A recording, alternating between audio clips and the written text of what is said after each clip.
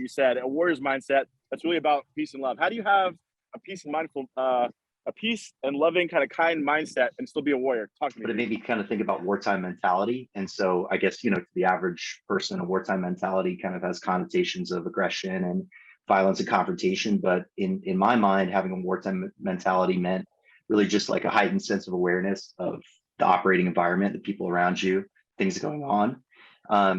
But also just a hyper focus on like a common goal together, a commonality of why we're here together.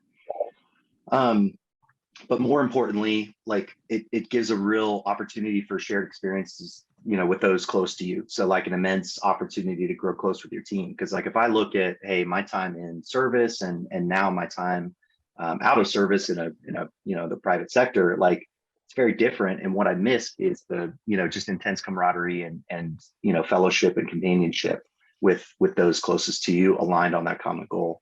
And it's just a unique opportunity to learn things, about what you don't understand, kind of people, places, and culture.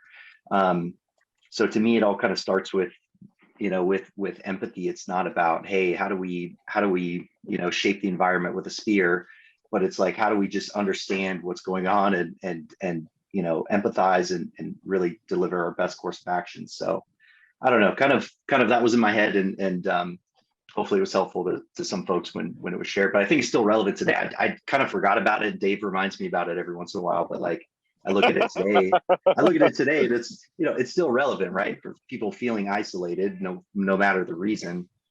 We've got to have teammates and people that are lighthouses to us and wingmen and women. So that takes us being vulnerable to say why we need it and why we need help. But, it's still relevant today, even hopefully post-pandemic. But anyway, thanks for listening.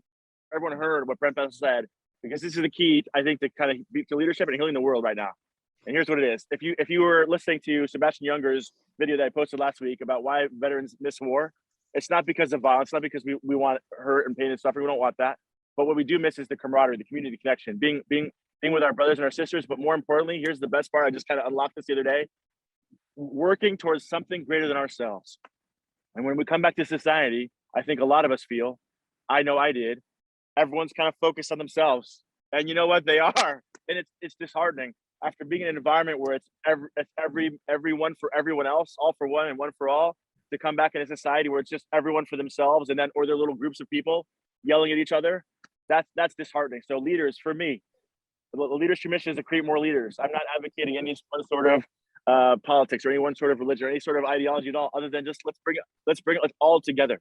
Let's find a way for us to all exist together in a way that's peaceful. And even if you're a warrior and strong and hard, that doesn't mean you have no empathy. That actually means you have more empathy, because that means you found a way to become strong in the face of all the horror and all the evil and all the terror there is in the world right now, to still be strong and to still have love in the face of all that.